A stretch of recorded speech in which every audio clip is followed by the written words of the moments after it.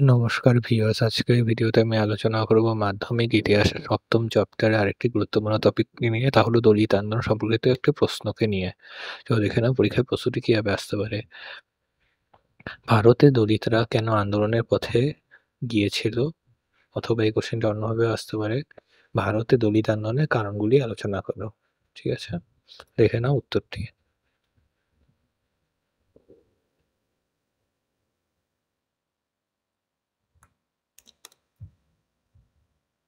হুম, প্রথমে কি দিয়ে স্টার্ট করবা? ভূমিকা পয়েন্ট করবা।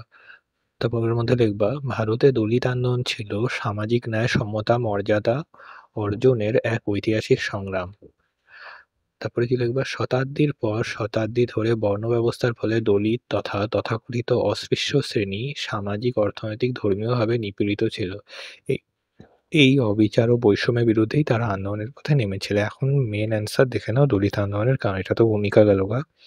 তারপরে পয়েন্ট কি করবা, ভারতে দলিত আন্দোলনের কারণ। এর মধ্যে কি লিখবা, ডক্টর ভীমরাও রামজি আম্বেদকর বা সংক্ষেপে বি.আর. আম্বেদকর ছিলেন দলিত আন্দোলনের সর্বাধিক গুরুত্বপূর্ণ নেতা ও দার্শনিক। তিনি শুধু একজন সমাজ সংস্কারক নয়, বরং ভারতের সংবিধানের রচয়িতা। কি এখান থেকে দুটো শর্ট কোশ্চেন হয়ে যাচ্ছে। ভারতে দলিত আন্দোলনের নেতা কে ছিলেন? ডক্টর ভীমরাও রামজি আম্বেদকর, বি.আর. আম্বেদকর। এবং ভারতীয় সংবিধানের রচয়িতাকে ডক্টর ভীমরাও রামজি আম্বেদকর বা বি.আর. আম্বেদকর। তিনি দলিতদের ঐক্যবদ্ধ করে ডিপ্রেস ক্লাসেস নামে পরিচিত শ্রেণীকে সংগঠিত করেছিল বা সংগঠন করেছিলেন। তাহলে এখান থেকে একটা শর্ট কোশ্চেন আসতে পারে, ভারতে ডিপ্রেস ক্লাস কাকে বলে? দলিতদের বলা হয় ভারতের ডিপ্রেস ক্লাস বলতে, দলিতদের বলা হয়, বা এই দলিতদের ডিপ্রেস ক্লাস বলে কে পরিচিতি দিয়েছেন? তা হবে কি ডক্টর ভীমরাও রামজি আম্বেদকর বা সংক্ষেপে কি বি.আর. আম্বেদকর। এখন দেখে নাও, এই যে এখানে তার ভূমিকা নিম্নরূপ না, কি হবে? দলিত আন্দোলনের কারণগুলো নিম্নরূপ, এটা লিখে দিবা। দলিত আন্দোলনের আন্দোলনের কারণ হলো নিম্নরূপ।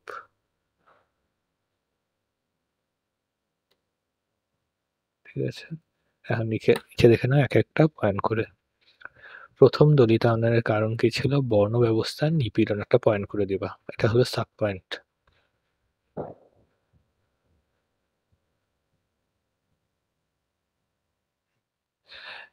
কি পয়েন্ট করবা? বর্ণ ব্যবস্থার নিপীড়ন। এর মধ্যে কি লিখবা, ভারতের সমাজে চতুর্বর্ণ ব্যবস্থা। চতুর্বর্ণ ব্যবস্থার মধ্যে কারা কারা ছিল? তোমরা ছোট ক্লাসে পড়েছো, ব্রাহ্মণ, ক্ষত্রিয়, বৈশ্য, শূদ্র।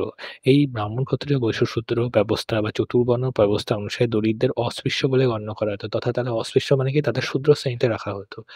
এর ফলে কি হতো, তারা মন্দিরে প্রবেশ, বিদ্যালয়ে পড়াশোনা বা উচ্চ বর্ণের ছোঁয়া পর্যন্ত পেত না। মানে তারা মন্দিরে প্রবেশ করতে পেত না, বিদ্যালয়ে গেলে তারা পড়াশোনা করতে পেত না, এবং উচ্চ বর্ণ কি তাদেরকে ছুঁতো না, তাদেরকে দূরে রাখতো। এই অন্যায়ের প্রতিবাদী আন্দোলনের সূচনা হয়।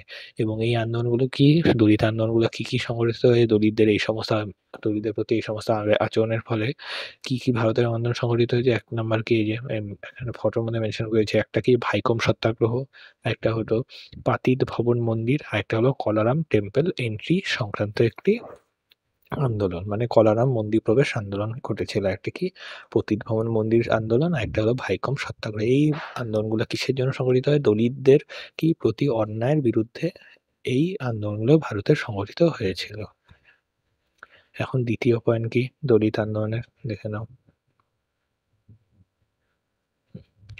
দ্বিতীয় সাব পয়েন্ট কি লিখবা, সামাজিক বৈষম্য অবহেলা।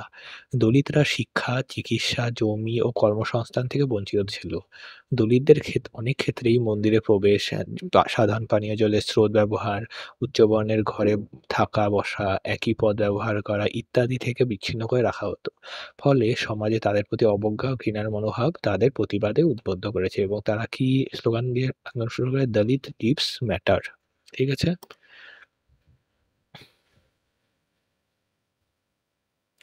তৃতীয় সাব পয়েন্ট কি, দলিত আন্দোলনে দিবা অর্থনৈতিক শোষণ। দলিতরা প্রায়ই ভূমিহীন কৃষক ও শ্রমিক শ্রেণীর অন্তর্ভুক্ত ছিল। তারা উচ্চ বর্ণের জমিদার ও প্রভুদের অধীনে দাসত্বে জীবনযাপন করত। অর্থনৈতিক অবিচারও তাদের আন্দোলনের মূল প্রেরণা হয়ে ওঠে। ঠিক আছে, চতুর্থ সাব পয়েন্ট কি দলিতান্দোলনে ধর্মীয় বৈষম্য।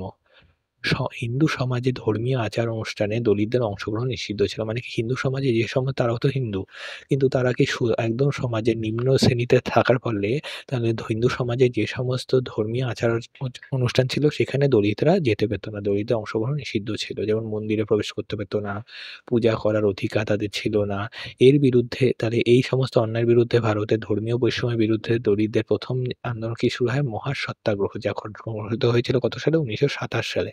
এবং এই মহাসত্যাগ্রহের নেতা ছিলেন ডক্টর বি.আর. আম্বেদকর।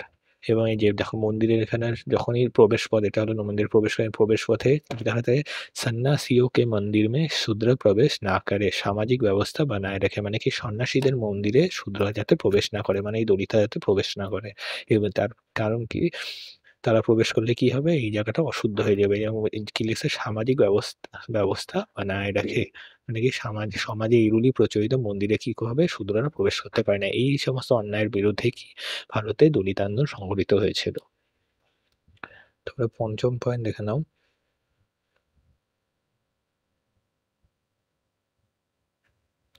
৫ম পয়েন্ট কি দলিত আন্দোলনের কারণে? শিক্ষা ও জ্ঞানের অভাব। পদবঞ্চনা ও সামাজিক অপমানের কারণে শিশুদের স্কুলে যাওয়া বাধাপ্রাপ্ত অনুৎসাহিত হতো। দলিত সমাজে শিক্ষার সুযোগ থেকে বঞ্চিত ছিল কি শিশুরা।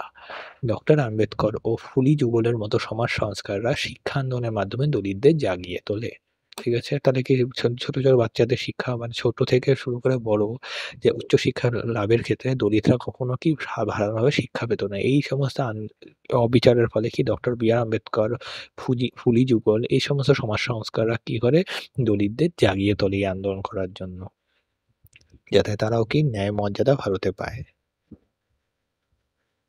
তারপরে ৬ষ্ঠ পয়েন্ট কি দলিত আন্দোলনের? আম্বেদকরের নেতৃত্ব প্রভাব। Doctor B.R.. আম্বেদকর দলিত সমাজের মধ্যে আত্মমর্যাদা ও অধিকারবোধ জাগিয়ে তোলেন। তার আহ্বানে, মানে তার ডাকে দলিতরা একত্রিত হয়ে, মানে একজোট হয়ে সংগঠিত আন্দোলনের পথে এগিয়ে যায়, মানে একজোট হয়ে আন্দোলনের জন্য এগিয়ে যায়। ফলে তার স্বতন্ত্র স্বার্থ রক্ষার জন্য আলাদা দাবি থাকতে থাকে। যেমন কি ডক্টর বি.আর. আম্বেদকর দলিতদের জন্য কি দাবি তুলেছিলেন? নির্বাচনে আলাদা সংরক্ষণ, মানে নির্বাচনে যাতে দলিত শ্রেণীর জন্য আলাদা সিট থাকে, এইটাই তিনি কি আন্দোলন এই দাবিটি তিনি সংবিধান রচনার আগে কি তিনি দাবি তুলেছিলেন। ঠিক আছে? পরবর্তীকালে এ নিয়ে কি হয়? গান্ধীজির সাথে তার মতবিরোধও দেখা দিয়েছিল। ঠিক আছে? এবং গান্ধীজি অনশন করে এবং অনশন ভাঙার পরে পরবর্তীকালে কি তিনি মেনে নেন, কি অনশন ভেঙে নেন এবং পরবর্তীকালে দাবিটা মেনে নেন এবং দলিতদের জন্য পৃথক নির্বাচনের কি বা পৃথক সিট লাভটা হয়। এখন এই যে আমি যেটা বললাম, গান্ধীজির সাথে ডক্টর বি.আর. আম্বেদকর মতবিরোধ হয়েছিল এবং পরবর্তীকালে কি হবে এটা থামে। ৭ম পয়েন্টে দেখে নাও, রাজনৈতিক অধিকার দাবি। মানে কি এটাও দলিত আন্দোলনের একটি কারণ। দলিতরা নির্বাচনে পৃথক প্রতিনিধিত্ব, সংরক্ষণ, মানে যে সিট, সামাজিক ন্যায় বিচার দাবি করার আন্দোলন শুরু করে। এখানে থেকে ডক্টর বি.আর. আম্বেদকরের নেতৃত্বে শুরু করে। এর ফলস্বরূপ কি গান্ধীজি কি শুরু করে দেন? দলিতরা যাতে দলিতদের জন্য আলাদা সিট যাতে সংরক্ষণ না হয়, এইজন্য কি গান্ধীজি অনশন শুরু করে দেয়। পরবর্তীকালে কি ডক্টর বি.আর. আম্বেদকর এটি দেখে যে দেখতেছে গান্ধীজি তো অসুস্থ হয়ে পড়বে। এইজন্য পরবর্তীকালে তিনি ডক্টর বি.আর. আম্বেদকর গান্ধীজির সাথে পুনা চুক্তি স্বাক্ষরিত করে। এই যে ১৯৩২ সালে পুনা চুক্তি স্বাক্ষরিত করে এবং দলিতদের জন্য কি অল্প সংখ্যক সিট সংরক্ষণ হয়। লাস্ট দলিত আন্দোলনের কারণ কি? ৮ম সাব পয়েন্ট, পানীয় জলের অধিকার না থাকা সবথেকে বড় কারণ। বর্ণবৈষম্যের কারণে বহু জায়গায় দলিতদের পাবলিক ট্যাঙ্ক, কুয়া, জল ব্যবহারের স্থান ব্যবহার করতে দেওয়া হতো না।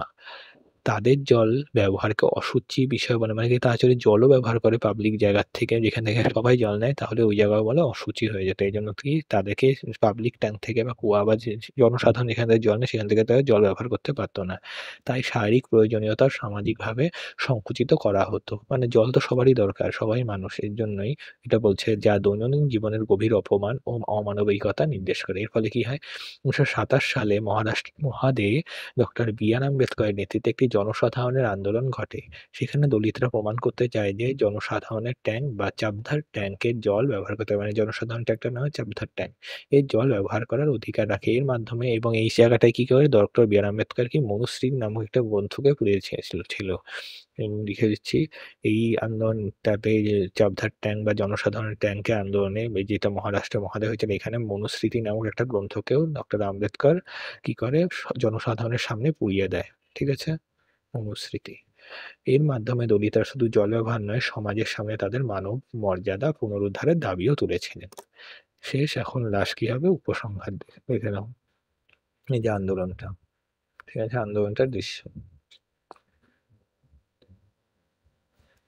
উপসংহার: ভারতে দলিত আন্দোলন ছিল এক বৃহৎ সামাজিক রাজনৈতিক আন্দোলন, যার মূল চালিকা শক্তি ছিল অবিচার, সামাজিক অপমান, অর্থনৈতিক নিপীড়ন এবং মৌলিক অধিকার, বিশেষত পানীয় জলের মতো প্রাথমিক সেবার প্রতি বঞ্চনা। পানীয় জলের ওপর প্রাপ্যতা না থাকা, যা দৈনন্দিন জীবনের মৌলিক চাহিদা, এই বিষয়টি আন্দোলনের এক বাস্তবিক ও মানসিক কেন্দ্রবিন্দু ছিল। আন্দোলনটি কেবল আইনি বা নৈতিক দাবি ছিল না, এটি মানুষের দৈনন্দিন মর্যাদা, নিরাপত্তা ও জীবিকা রক্ষার সংগ্রামও ছিল। ঠিক আছে, ভিডিওটি এই পর্যন্তই। ভিডিওটি ভালো লাগে তাহলে লাইক করে দিও, কমেন্টে জানিও ভিডিওটি কেমন লেগেছে, বন্ধুদের মধ্যে শেয়ার করে নিও। ঠিক আছে, ধন্যবাদ।